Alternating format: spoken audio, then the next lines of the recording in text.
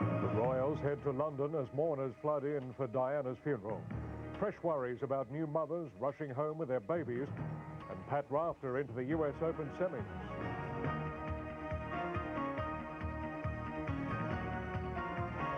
From National 9 News, this is Nightline with Jim Whaley. Good evening. With less than 24 hours till Princess Diana's funeral, crowds are swelling in London, with 5 million people now expected to pay their last respects. 9 Network reporter Mark Ferguson joins us now from London. And Mark, what are the royal family's movements? Well, Jim, after being locked away for days, there is now a flurry of activity from the royal family. Prince Charles, Prince William and Prince Harry are expected to arrive here in London within minutes. They will be followed shortly after by the Queen. Her Majesty will then make a live broadcast to the nation. That will be at 6 p.m. local time, around 3 a.m. on the eastern states in Australia. There are then reports that she may even go on a walkabout around Buckingham Palace and St James's Palace to thank the people personally for their support. Out of seclusion and into the spotlight, 2 grieving boys attempting to draw some comfort from the floral tributes left in memory of their mother. Prince Harry reaching for his father's hand outside Balmoral Castle.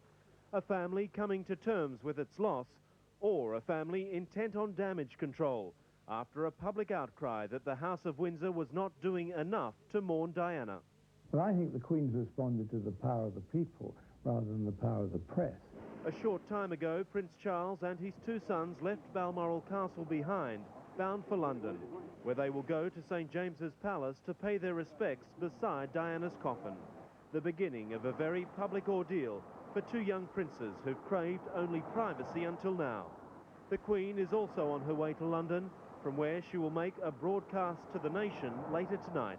The Queen has asked me to say that the royal family have been hurt by suggestions that they are indifferent to the country's sorrow at the tragic death of the Princess of Wales. The Princess was a much-loved national figure, but she was also a mother whose sons miss her deeply. The first royals to appear near the palace, Prince Andrew and Prince Edward, on a walkabout to meet mourners. Nice to see you, sir. The Queen has bowed to public pressure and will now fly the Union Jack at half-mast above Buckingham Palace for Diana's funeral. A funeral that will be closer to a family service than an occasion of state. Diana's sisters and brother will pay tribute. Her friend Elton John will sing a reworked version of Candle in the Wind. It will begin Goodbye, England's Rose. And I would like to know you, but I was just candle burned out along the pole.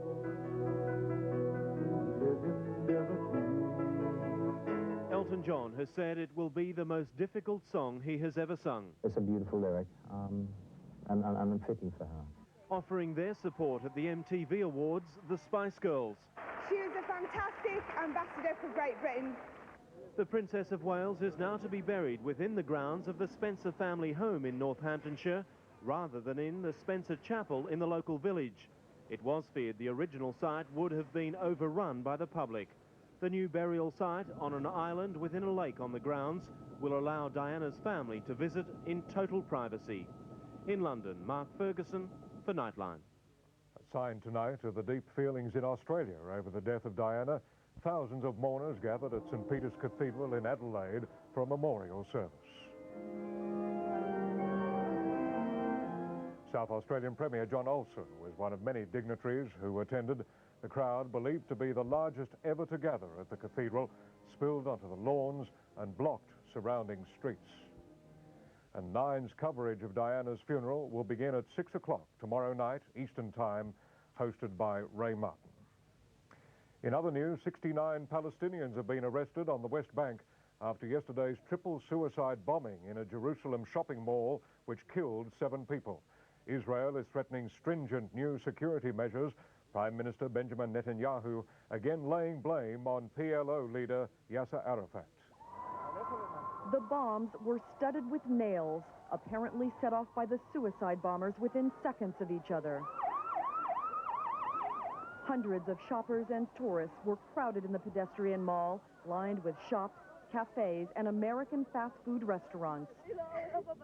12-year-old Moshe Abramson was in the Dunkin' Donut shop. I was here, and I don't want to get hurt anymore.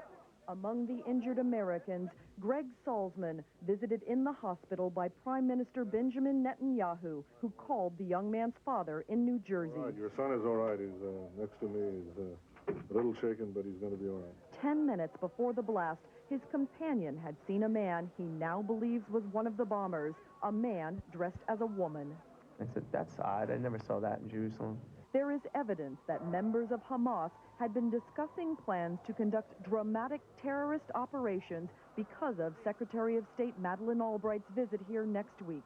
Those sources also say it appears the bombers have received help from Hezbollah groups in Lebanon and possibly Iran or Syria. Palestinian leader Yasser Arafat today insisted the bombers had not come from territory he controls. I condemn completely these terrorist activities. Empty words, say Israeli government officials.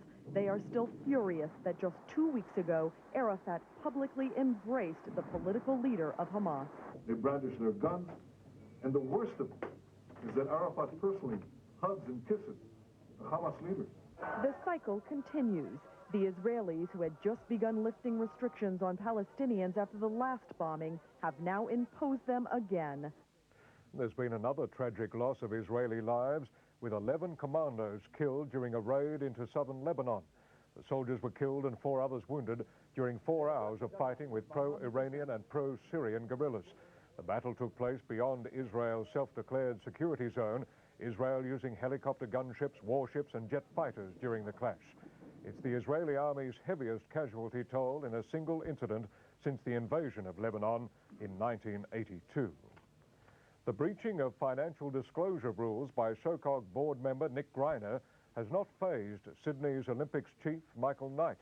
Mr. Knight says the fact that the former New South Wales Premier failed to disclose his directorship of a company that won an Olympic contract is a minor matter. The revelation about the directors came as SOCOG's top brass were reporting to the International Olympic Committee in Switzerland. We'll have a look at reviewing our procedures on corporate governance. We'll have another close look at it through the audit committee. The most serious allegation is against Nick Greiner, conceding he failed to tell the board he was a director of a sports management firm advising the construction company Abbey Group, just awarded the $197 million Olympic Entertainment Centre contract. Mr. Greiner is reported as saying, "It was a mistake, I should have declared it." It would have been preferable if some of the matters had been declared, as Nick Greiner and others have said. Michael Knight denied any impropriety, saying that at best the situation was sloppy practice and that will change. In Lausanne, the mood is tense ahead of the 2004 host city decision. It remains an even race between Athens, Rome, Buenos Aires, Stockholm and Cape Town. We have a strong case. One thing is for sure, however, the IOC members here are saying it's been one of the dirtiest campaigns in decades. Public slanging matches between bid cities and allegations of graft and corruption. But from all this, a winner will be known tonight. The decision announced here in less than 8 hours' time. In Lausanne, Switzerland, Michael Usher for Nightline. After the break, Australian trials for a cancer vaccine, and one of our fastest maxi yachts goes up in flames.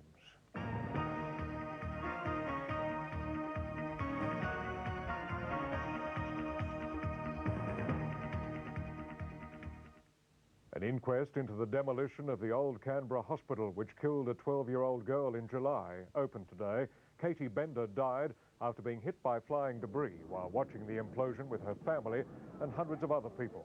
Her 2 sisters attended today's proceedings, during which the counsel assisting the coroner warned against speculation over criminal charges. The inquest will resume in October. One of Australia's fastest maxi yachts has been destroyed by fire. The blaze broke out on the Foxtel Amazon early this morning at Sydney's Cruising Yacht Club. The $1 million maxi, which finished 3rd in last year's Sydney to Hobart, was only recently refitted. The cause of the fire is not known. In the first case of its kind in Victoria, a policewoman is suing the force for alleged discrimination and sexual harassment, claiming to be suffering severe depression. Senior Constable Narelle McKenna still wants to stay in the force. Senior Constable Narelle McKenna claims her health and working life were severely affected by the sexist and hostile attitude of colleagues at Bairnsdale Police Station. She was singled out for hostile treatment. It's also alleged she was subjected to sexual harassment. It's claimed an officer pulled her into his lap, grabbed her and tried to lock her in a holding cell, and that she was asked for oral sex. Senior Constable McKenna also alleges that during a 2-year period from 1993, her work was criticised and she was denied access to four-wheel drive courses and special duties such as the bicycle squad. There were derogatory and inaccurate comments and disciplinary action until she transferred. Ms McKenna wanted a fair go in the police force. She wanted access to the same opportunities as her male colleagues. Solicitor Mark Champion from Holding Redlick today attempted to settle the case in the Anti-Discrimination Tribunal before proceeding to a full hearing. Also present, a sergeant from the Force's Equal Employment Opportunity Unit. The reaction of Senior Constable McKenna's police force colleagues has been mixed. The lawyer says it ranges from absolute support to overt hostility. She is seeking compensation and the withdrawal of the disciplinary action. We think we've come a long way in terms of women's rights in the workforce, but cases of this kind, I think, show we've got a long way to go. Jane Hodgkinson for Nightline. Assault charges against Rugby League star Daryl Trindle have been dismissed. It had been alleged the South Sydney skipper had assaulted 2 men and a woman at a King's Cross bar 2 years ago.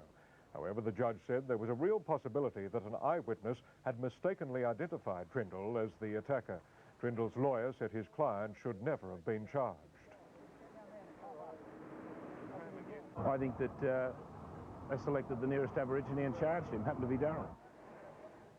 Despite great medical advances, cancer sadly remains a death sentence for many sufferers. Now, in Melbourne, researchers are preparing to use a vaccine on patients with brain and spinal tumours for whom conventional treatment often fails. It could benefit sufferers as young as 11-month-old Colin de Piazza. It's impossible for surgeons to remove all of Colin's tumour without seriously damaging his spinal cord. What you can see is when he came in, his legs were really completely floppy. He wasn't moving them at all. And they actually got progressively worse over a short time that he was in here. Sorry, buddy. But surgeons have done what they can by safely removing most of the tumour. Is he back to full strength yet, do you think? No, about 9% strength. Yet despite surgery and chemotherapy, Colin's prognosis is uncertain. It's extremely serious. Only half the children with this type of tumour that we see will survive. For many, conventional treatments just don't work. And it's for these patients that researchers both in Australia and the United States hope to treat with a vaccine. It's only just the research that we've found now, over the last 2 years, that have been able to give us any hope.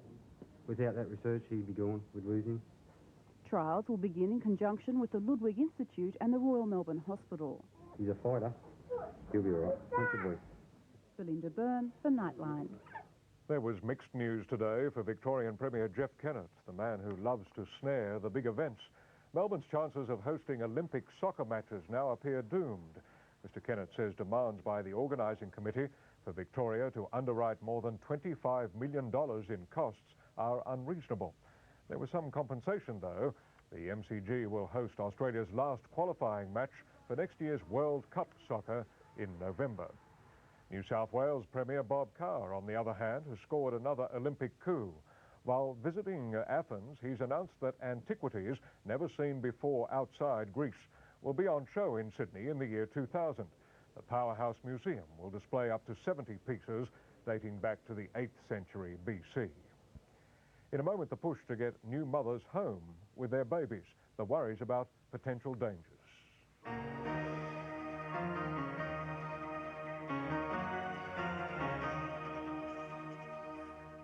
Within a generation, depression will be the world's second most costly medical problem, beaten only by heart disease.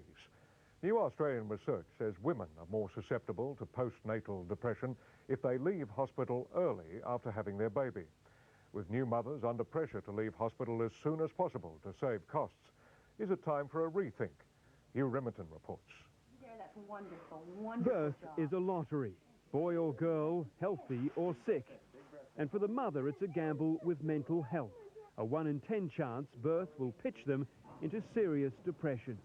I can put him down one day and he's fine. Next day, he's just screaming all day.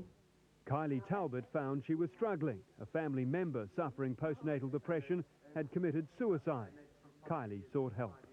I can really understand how people abuse their children. Like, I'd never do it. Like, as they say, if you can't cope, walk out of the room. And you do, you walk out of the room and they're just bellowing and bellowing and bellowing, and you're just like, I'm not going in, I'm not going in. Thousands of Australians every year have similar feelings. First-time mothers, you know, they haven't been taught how to be a mother. I mean, some women become suicidal and feel that, you know, life just isn't worth living. Now, for the first time, a study in Australia says postnatal depression can be linked to the length of time the mother stays in hospital after giving birth. Stay less than 72 hours, says the study, and the risks double. The study's co-author, Professor Philip Boyce. I think the important message is women do need time to adapt to their new baby. In about 1 in every 600 births, the mother tips into full psychosis, putting at risk both the woman and her child. With early discharge, the first symptoms may not show up before the mother leaves hospital. And yet, for all the dramatic dangers of mothers in psychotic states, the experts say it's the more common forms of postnatal depression that cause the most concern. It's because it is common, because the mothers often become isolated and the impact can damage families for life. Follow-up studies looking at these children up to 5, 6, 7 years of age show that there's increased risk of these children being developmentally delayed and having significant behavioural problems. Has significant impact on marital relationship. A number of marriages break down. Having a baby is an incredibly traumatic process for many women. They're exhausted by it. They need time to recover, both physically and emotionally. It's become a worldwide issue. In the United States, medical insurers run the game, and they've been insisting most mothers leave hospital within 24 hours. The insurance company is in control here. And the reason the insurance company is under control is that we're moving into a kind of managed care mode of providing health care in this country that is run primarily as businesses that seek to cut costs. You can take a deep cleansing breath and let it out. That economic approach might have been exported to Australia had it not met a powerful backlash in the US. Too many new mothers are asked to get up and get out after 24 hours. We should protect mothers and newborn babies from being forced out of the hospital in less than 48 hours. Congress is now looking to guarantee under law a minimum 48-hour hospital stay. But if short hospital stays are linked with greater depression, why are so many women choosing to leave hospital as soon as they can? And are they wrong to do so? Megan Baker is a domiciliary midwife with Sydney's Royal Hospital for Women. He has put on weight. Well done. Her job as a member of the early discharge unit is to give backup to women who choose to go home, sometimes within 4 or 5 hours of giving birth. So if you take him to the clinic in another week. New mum Sarah Collins likes the system. Great, yeah, fantastic. No problems really whatsoever. Every day for 6 days from the birth, Megan will drop in to check on Sarah and baby Louis. It is, they believe, the way of the future. I think it probably is. Yeah, and I think that's a good thing. So if most women who leave early choose to do so, despite greater dangers to their mental health, what does that say about hospital care for new mothers? Unfortunately, our health systems become very high-tech, and we're not really about the business about caring for people anymore. And women at this time need care for a period so they can adapt to their baby and recover physically and emotionally after the birth. Yes. Politicians, says Professor Boyce, take note. Hugh Remington for Nightline. And still to come on Nightline, the finance and weather, and in sport, Pat Rafter through to the US Open semis. A preview of the AFL finals and tonight's Rugby League elimination final.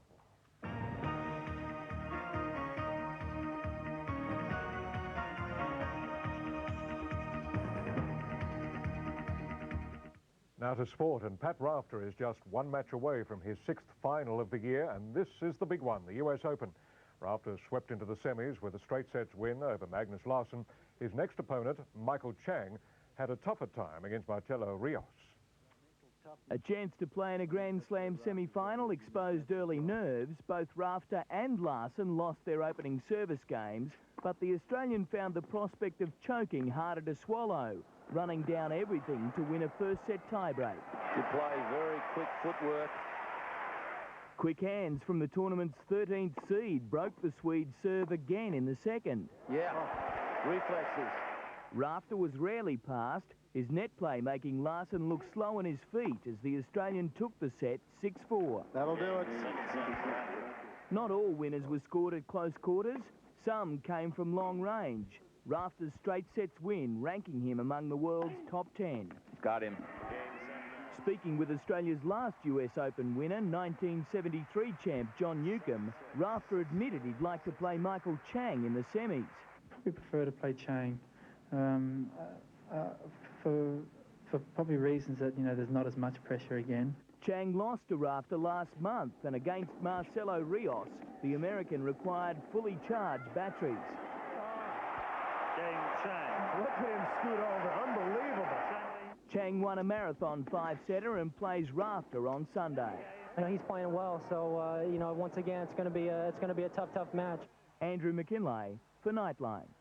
To rugby league, and it was Illawarra against the Gold Coast in the first of the ARL finals tonight. The Steelers were heavily favoured in the sudden death game, particularly after their big win over the Chargers last week. But Gold Coast had other ideas, dominating from the start and running out comfortable winners. The soon-to-be-merged Gold Coast had nothing to lose, swinging the ball out wide in the opening minutes of their first-ever semi-final.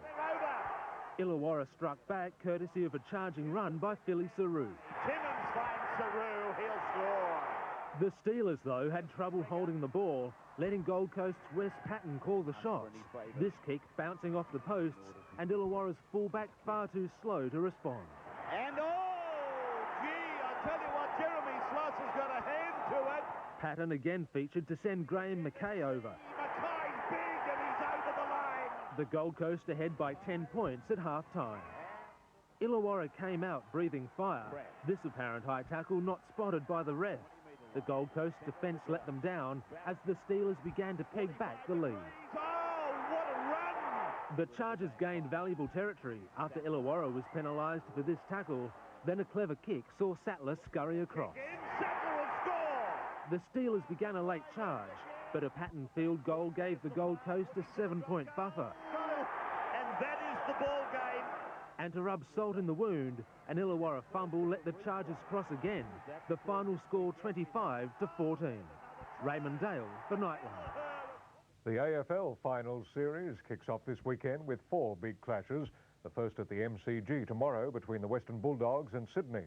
On Sunday, 3 more matches, and for reigning premiers North Melbourne, much will depend on the fitness of a key player. Here's Matt Dowling's preview. A knee injury has forced Wayne Schwartz to play the waiting game in the lead-up to Sunday night's final against Geelong, but the North midfielder says these daily walks at the beach have played a crucial role in getting him fit for the clash. Probably helps as you get a little bit older. The coaches take perhaps a little bit of pity on you and say have a night off, but it's done the world of good for me, and I'm 100% confident that I'll be able to hold up. Across the bay, the news wasn't as good at Cardinia Park, where a calf injury prevented Geelong's Derek Hall from taking to the track. His likely absence on Sunday, another reason not to take the Roos lightly. We're very keen to sort of get rid of them out of the finals completely, because they are a big threat in the finals campaign, and reigning premiers were a very good team. Injury problems also for Adelaide strongman Mark Rasciuto. He spent only 20 minutes on the track tonight, but will be given every chance to prove his fitness for Sunday's match against the West Coast Eagles at Football Park. He's got a slight adductor strain from last week's game on top of the groin he already had, so he'll do some laps tonight and see how he feels.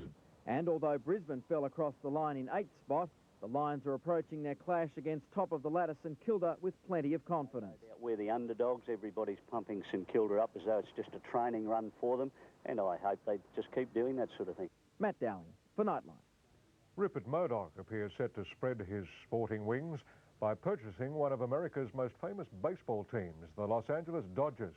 Murdoch has reportedly agreed to buy the team, a stadium, and other Dodgers properties for almost $480 million. That's one of the largest sports transactions in history. The deal must be approved by owners of the other major league teams.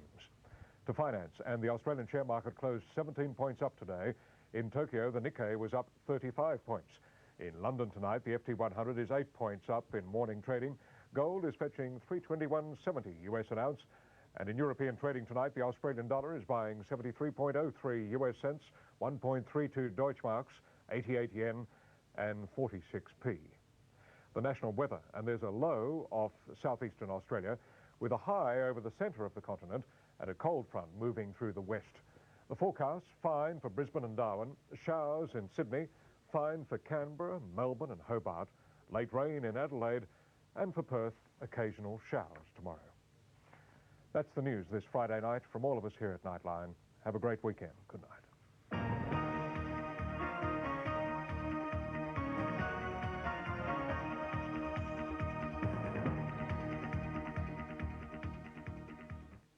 5:30 tomorrow, live from London, a special edition of National 9 News. Then commercial-free, the royal funeral. So please join us, along with Elton John and 2.5 billion people right around the world, as we say goodbye to England's Rose.